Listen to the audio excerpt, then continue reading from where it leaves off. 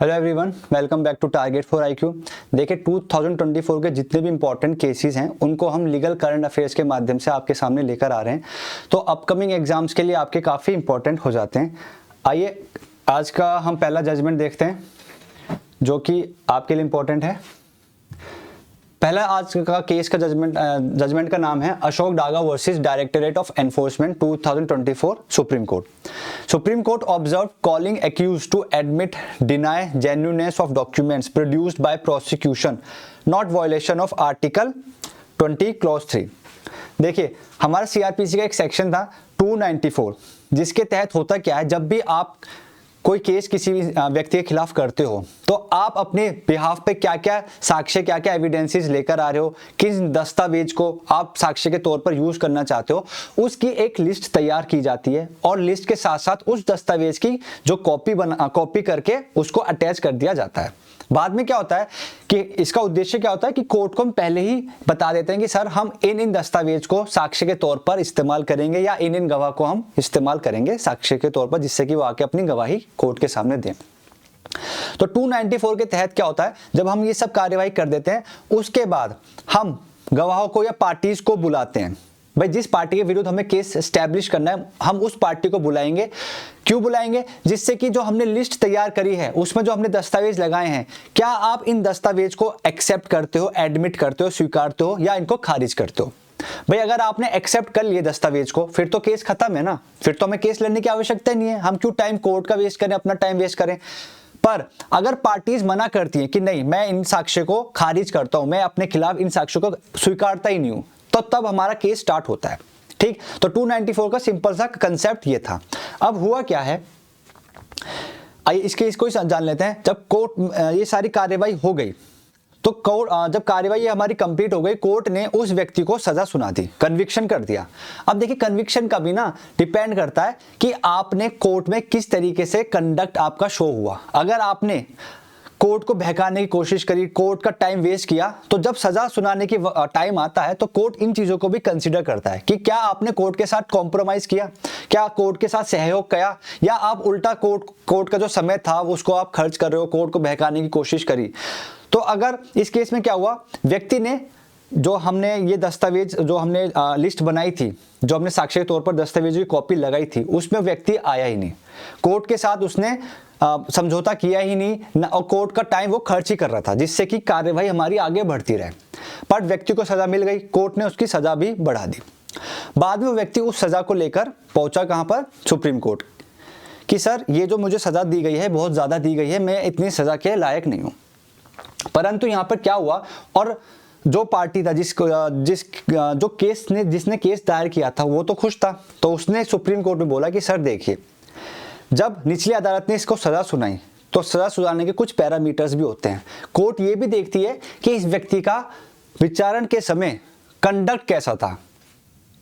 पर सर इसके तहत जो मैंने लिस्ट बना के कोर्ट के सामने पेश करी थी, अगर ये टाइम से आ जाता और ये स्वीकारता, खारिज करता या स्वीकारता, तो ये जो कार्यवाही में हमारा इतना समय वेस्ट हुआ है, 1 साल से पहले ही हमारा ये जो केस था खत्म हो जाता। इसके वजह से हमारा केस 1 साल और एक्स्ट्रा चला है। तो ये ध्यान रखते हुए निचली अदालत ने क्या करा है, इसको सजा थोड़ी ज्यादा दी है।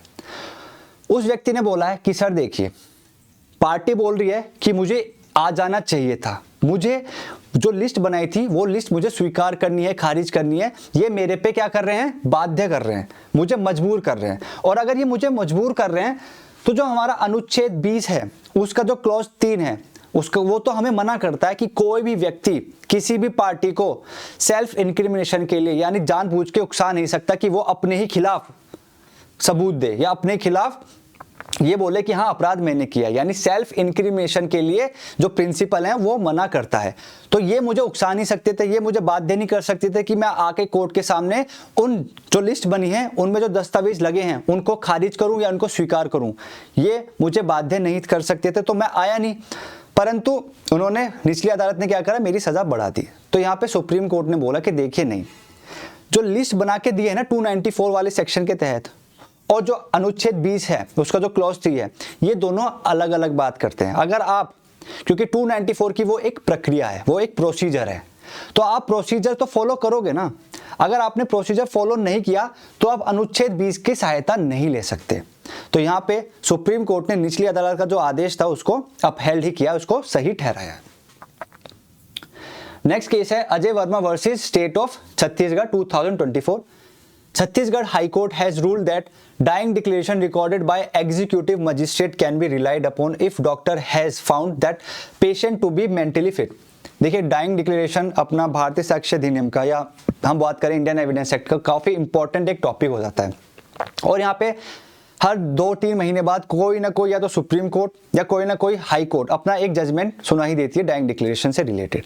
इस केस में हुआ क्या है कि एक छत्तीसगढ़ में एक लड़की थी और एक लड़का, दोनों आपस में प्यार करते थे।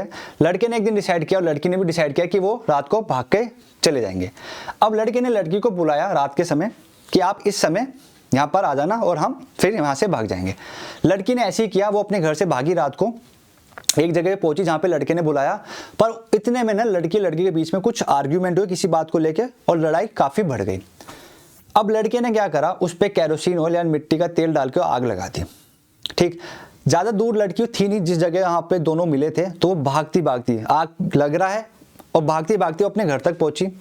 घर वाले उसे हॉस्पिटल तक लेके गए, परंतु वो हॉस्पिटल पहुंचने से पहले ही मर गई। यानी 90% जो उसकी बॉडी थी, सॉरी वो मरी नहीं थी, 90% जो उसकी बॉडी थी वो जल तो गई थी पर जिंदा थी।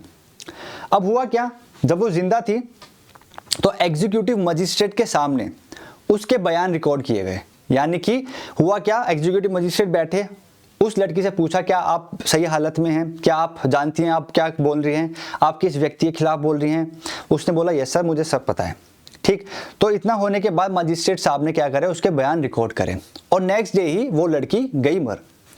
अब हुआ क्या, उस व्यक्ति के खिलाफ डाइंग डिक्लेरेशन यानी ये जो कथन उस लड़की ने बोला था मजिस्ट्रेट के सामने, इसके अलावा और कोई भी साक्ष्य उस लड़के के खिलाफ थे नहीं। निचली अदालत ने डाइंग डिक्लेरेशन के बेसिस पे ही यानी इस स्टेटमेंट के तहत ही उस लड़के को सजा सुना दी कि हाँ इसने ही उस लड़की पे कैरोसिन डालकर आग लगाई है और उसने उसकी हत्या की है। अब लड़का कहाँ पहुंच गया, छत्तीसगढ़ हाई कोर्ट। उसने कहा कि सर ये बात बिल्कुल ठीक है कि डाइंग डिक्लेरेशन अगर कोई करता है तो उसके तहत भी, खाली अगर डाइंग डिक्लेरेशन भी कोर्ट के सामने हम पेश कर दें, कोर्ट का ये कॉन्फिडेंस आ जाए कि हाँ डाइंग डिक्लेरेशन बिल्कुल सही है, तो इसके तहत भी व्यक्ति को सजा दी जा सकती है। ये अलग अलग जजमेंट्स में आई हुए हैं और ये बात बिल्कुल सही है। परंतु जो अभियुक्त का जो वकील है उसने बोला कि सर जिस समय ये डाइंग डिक्लेरेशन दी गई थी लड़की के द्वारा, उस समय उसकी जो मानसिक फिटनेस थी वो यानी मेंटली जो फिट थी वो बिल्कुल भी फिट नहीं थी, उसकी मानसिक हालत सही नहीं थी। और जब उसकी मानसिक हालत ही सही नहीं थी तो वो क्या बोल रही है, क्या वो सही है या नहीं, ये हमें कैसे पता चलेगा। तो बात तो उस वकील ने बिल्कुल सही बोली है कि जब लड़की के बयान रिकॉर्ड हो रहे थे उसकी मानसिक हालत सही नहीं है, तो उसने क्या बोला क्या नहीं बोला, क्या वो सच बोल रही थी झूठ बोल रही थी, ये हमें कैसे पता चलेगा। तो यहाँ पर क्या हुआ, जो हमारे एग्जीक्यूटिव मजिस्ट्रेट थे उन्होंने बोला कि सर जब मैंने इस लड़की के स्टेटमेंट्स रिकॉर्ड करे थे उससे पहले जो डॉक्टर थे उनसे मैंने पूछा था क्या ये लड़की मानसिक तौर से अभी ठीक है, स्टेबल है, क्योंकि 90% उसकी बॉडी जल चुकी थी। तो डॉक्टर ने बोला था कि बिल्कुल ठीक है, घबराने की बात नहीं है, आप जो पूछोगे उसका आंसर बिल्कुल सही करेगी। तो यहाँ पे जब ये बोला कि मजिस्ट्रेट ने बोला कि जब मुझे डॉक्टर साहब ने बोल दिया था कि इसकी मानसिक हालत बिल्कुल ठीक है, तभी मैंने इसके स्टेटमेंट रिकॉर्ड करे, और स्टेटमेंट रिकॉर्ड करने से पहले मैंने स्वयं भी अपने आप भी सेटिस्फाई हुआ हूँ कि हाँ, क्योंकि उससे मैंने क्वेश्चन पूछे थे कि आप ठीक हैं, क्या आप जानती, क्या आप बोल क्या रही हैं, किस व्यक्ति के खिलाफ बोल रहे हैं, आपके साथ हुआ क्या है। तो उसने मुझे बोला था कि हाँ मैं सब कुछ जानती हूँ। तो इस बेस पे छत्तीसगढ़ हाईकोर्ट ने अभियुक्त को बोला कि देखिए ये बात बिल्कुल ठीक है कि अगर उस लड़की की मानसिक हालत ठीक नहीं होती तो ये जो कन्विक्शन उसको सजा दी गई है ये पलट भी सकती थी। परंतु हॉस्पिटल के जो डॉक्टर थे, जो अपने मजिस्ट्रेट थे, उन्होंने कि खुद संतुष्ट होकर ही उसके बाद ही क्या करा है, उसके लड़की के बयान लिए हैं, यानी कि वो मानसिक तौर से उस समय ठीक थी। तो यहाँ पे हाई कोर्ट ने क्या बोला है कि डाइंग डिक्लेरेशन रिकॉर्ड करते समय एग्जीक्यूटिव मजिस्ट्रेट अगर कोई डाइंग डिक्लेरेशन रिकॉर्ड कर रहे हैं तो जो उसकी वैल्यू है वो काफ़ी हाई हो जाएगी, पर उस डाइंग डिक्लेरेशन के साथ साथ हमें यह भी सुनिश्चित करना है कि वो जो डाइंग डिक्लेरेशन कर रहे हैं वो उस समय मेंटली फिट हों, तभी उस डाइंग डिक्लेरेशन की वैल्यू है। और यहाँ पे भी ये हुआ था कि उस लड़की की जो मेंटल कंडीशन थी वो सही थी और लड़के को सजा मिली है। नेक्स्ट केस है Mahesh Nayak versus state of Maharashtra 2024. Bombay High Court has ruled that police officers must adhere to the Supreme Court's mandate requiring them to provide the accused with written grounds for their arrest. अब यहाँ पे ना question Bombay high court के सामने ये आया था कि अगर पुलिस किसी व्यक्ति को गिरफ्तार कर रही है और गिरफ्तार करके उसको जो उसके गिरफ्तारी के जो आधार हैं, ग्राउंड्स हैं, वो नहीं बताते, तो क्या ये जो गिरफ्तारी हुई है, क्या ये लीगल है या इलीगल?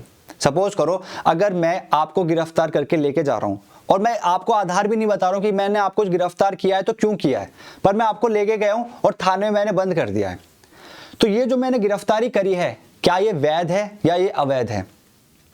या अगर ये अवैध भी है गिरफ्तारी तो क्या बाद में चल के इसको ठीक कर सकते हैं? नहीं, ठीक, यानी इरेगुलरिटी को हम क्योर कर सकते हैं या नहीं, ये क्वेश्चन बॉम्बे हाई कोर्ट के सामने आया।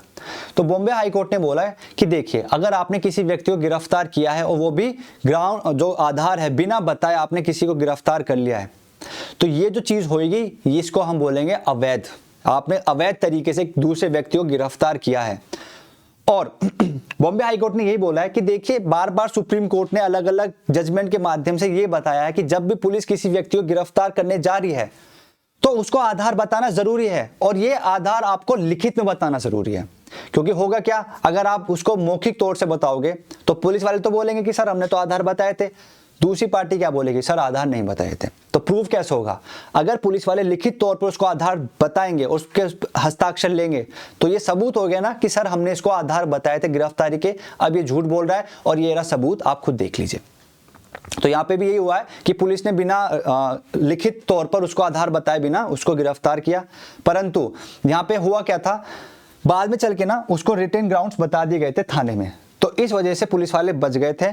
और यहाँ पे बॉम्बे हाई कोर्ट ने ये बोला है कि पुलिस को इन चीज़ों का ध्यान रखना है, क्योंकि सुप्रीम कोर्ट भी अलग अलग जजमेंट के माध्यम से चीज़ बता चुकी है कि जब भी आप किसी को गिरफ्तार करने जा रहे हो तो लिखित में, दोबारा बोल रहा हूँ, लिखित में ग्राउंड्स को बताओ और उस व्यक्ति के हस्ताक्षर लीजिए। ठीक, नेक्स्ट जजमेंट है Parvinder Singh Khurana versus directorate of enforcement 2024. Supreme Court stated that bail orders should generally not be stayed except in exceptional cases. देखिए जब भी आप कोई बेलेबल अपराध करते हो या नॉन बेलेबल अपराध करते हो तो आपको बेल मिलनी है या नहीं मिलनी वो डिस्क्रिशन है। अगर आपने कोई बेलेबल ऑफेंस किया तो वो तो हो गया आपका अधिकार, फिर तो बेल आपको मिलेगी ही मिलेगी। अगर नॉन बेलेबल ऑफेंस किया तो वो जज साहब की मर्जी है कि आपको बेल मिलेगी या नहीं, वो डिपेंड करता है आपने कैसा अपराध किया है, आपका नेचर कैसा है, क्या आप भाग जाएंगे अपराध, मतलब अगर आपको बेल दे दी जाएगी तो आप बेल के बाद भाग सकते हो नहीं, वो सारी चीज़ें देखने के बाद ही नॉन बेलेबल ऑफेंस में आपको बेल दी जाती है। अब इस केस में क्या हुआ, व्यक्ति को बेल तो मिल गई, ठीक है, उसने बेल के लिए एप्लीकेशन, जेल में बंद था और जेल में रहते रहते उसके रिलेटिव्स ने एप्लीकेशन बेल की लगाई और उसको बेल दे दी गई।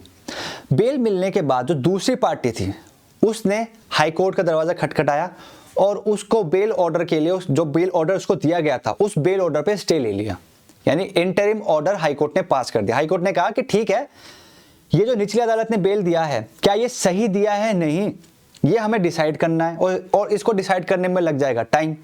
तो जब तक हम डिसाइड ना कर लें तब तक ये जो बेल ऑर्डर है इसको हम स्टे कर देते हैं, इस पर रोक लगा देते हैं। ठीक, अब हाई कोर्ट को वास्तव में वो व्यक्ति को मिल गई बेल तो कायदे में तो वो बाहर निकलना चाहिए, परंतु हाई कोर्ट ने लगा दिया स्टे और ये कार्यवाही कम से कम 1.5-2 महीने चलती रही। तो जहां उसको बेल के बाद उसे बाहर निकलना था वो 1-1.5 महीने तक जेल में ही बंद रहा। मैटर ये सुप्रीम कोर्ट तक पहुंचा। सुप्रीम कोर्ट ने कहा है कि देखिए अगर किसी व्यक्ति का अधिकार हो चुका है कि उसको बेल मिलनी है, अब इस पे आप स्टे लगा रहे हो, ठीक, अगर आप इसको स्टे लगा रहे हो वो भी इंटरिम ऑर्डर के माध्यम से, तो ये आप गलत कर रहे हो। भाई देखो, अगर आप एक व्यक्ति को कोर्ट ने बेल दे दी तो बेल के बाद उसे बाहर निकलना है। अगर आपको लगता है, यानी हाई कोर्ट को लगता है कि ये बेल ऑर्डर गलत पास हुआ है, तो आप उस बेल ऑर्डर को कैंसिल करके उसके गिरफ्तारी का आदेश दोबारा जारी कर दो, इसमें दिक्कत क्या है। परंतु आप उस व्यक्ति को बेल मिल गई, बेल के बावजूद भी उस व्यक्ति पे वो स्टे लगा रहा है, बेल ऑर्डर पे स्टे लगा रहा है, तो ये जो आपका ऑर्डर था ये इनवैलिड था, इलीगल था।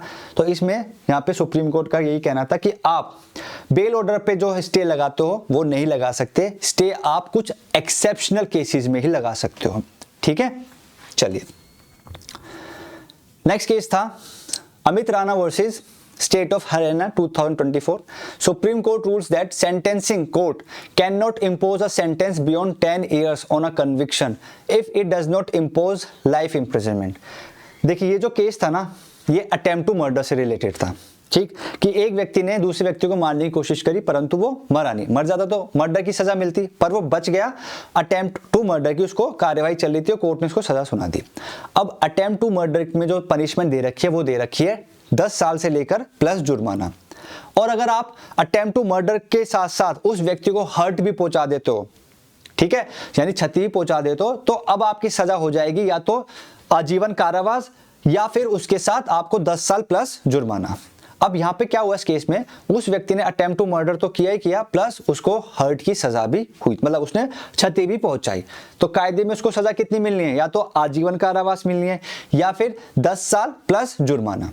परंतु यहाँ पर जो निचली अदालत जो केस सुन रही थी, उन्होंने सजा कितनी सुनाई, उन्होंने सजा उससे सुना दी थी 14 साल की, 14 साल की सजा सुनाई और जुर्माना लगाया 1.5 लाख रुपए का। मैटर पहुंचते पहुंचते सुप्रीम कोर्ट पहुंचा, तो सुप्रीम कोर्ट ने कहा कि देखिए जो निचली अदालत आप पे जो केस जिस अदालत में केस चल रहा था, जिन्होंने सजा सुनाई, या तो आप सजा सुना सकते थे आजीवन कारावास या आप सजा सुना सकते थे सिर्फ और सिर्फ 10 साल तक की। आपने जो ये सजा सुनाई है ना 14 साल, ये आपने एक गलत सजा सुनाई है। तो यहाँ पे एक सुप्रीम कोर्ट ने ये बोला है कि जब भी सेंटेंस सुनाया जाएगा या तो आजीवन कारावास सुनाया जाएगा अटेम्प्ट टू मर्डर में अगर आपने हर्ट किया है, या फिर 10 साल तक की सजा सुनाई जाएगी। आप जो बेयर एक्ट में जो हमारे कानून में लिखी है सजा, उससे ऊपर जाके सजा नहीं दे सकते। तो ये कहना था सुप्रीम कोर्ट का। दैट्स इट, ये थे आपके 5 इंपॉर्टेंट जजमेंट्स। मिलते हैं नेक्स्ट वीडियो में, जब तक के लिए धन्यवाद।